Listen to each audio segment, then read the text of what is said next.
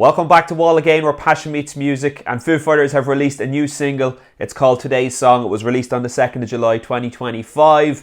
It's the first single that the band have put out, or first material that the band have put out, since the departure of drummer Josh Freese just over 2 months ago. So I've listened to the song a number of times. I'm going to give you my opinion on it, but before we get into that, a little bit of background on the song. So apparently it's a tribute to former members of the band, including Josh Freese, William Goldsmith, Franz Stahl and Taylor Hawkins. Fair enough, a bit odd.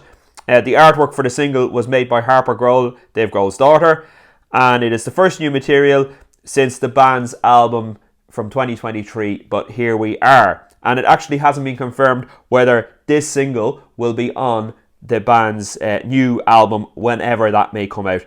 It was produced by Foo Fighters and Oliver Roman. Kind of surprised because they've been working exclusively with Greg Kurstin for the last few albums, so I'm surprised he hasn't been involved in this one. Single clocks in at 3 minutes 16 seconds, and it was released through Dave Grohl's label RCA Records.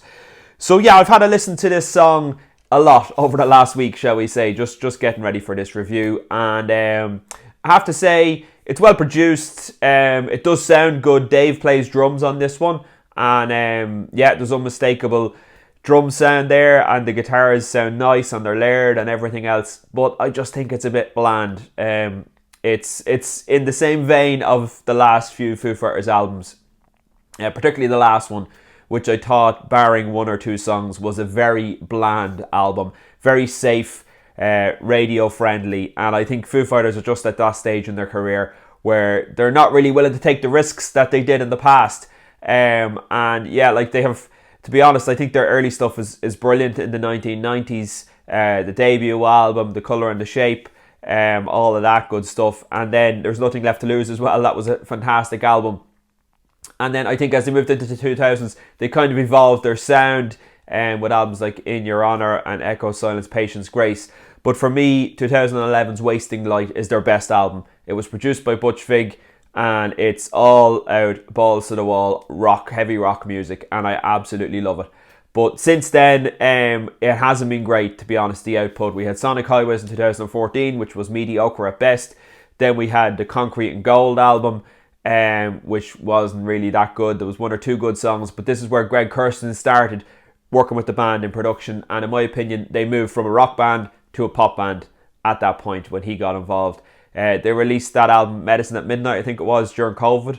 I didn't really like that. Again, one or two good songs, but not that much to talk about. And then But Here We Are was released in 2023. And I think this song fits perfectly in with the kind of music that's on But Here We Are. So I suppose just in relation to the timing on this, it's interesting the way Josh Freese departed the band and then suddenly there's new material released without Josh Freese on it.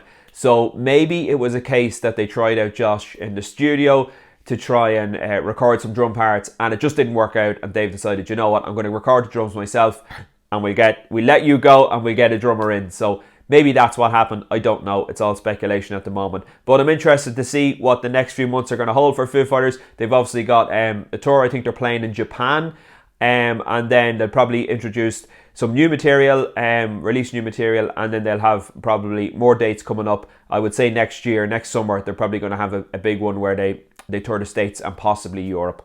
So look out for that, guys. But let me know in the comments below what you thought of this song, today's song. For me, didn't really do it. Sounded very bland. And if the new album sounds like this, I won't be too excited about it. So let me know in the comments your opinion. If you liked the video, stick a like on it. And if you could also subscribe. And I will talk to you on the next one. Bye for now.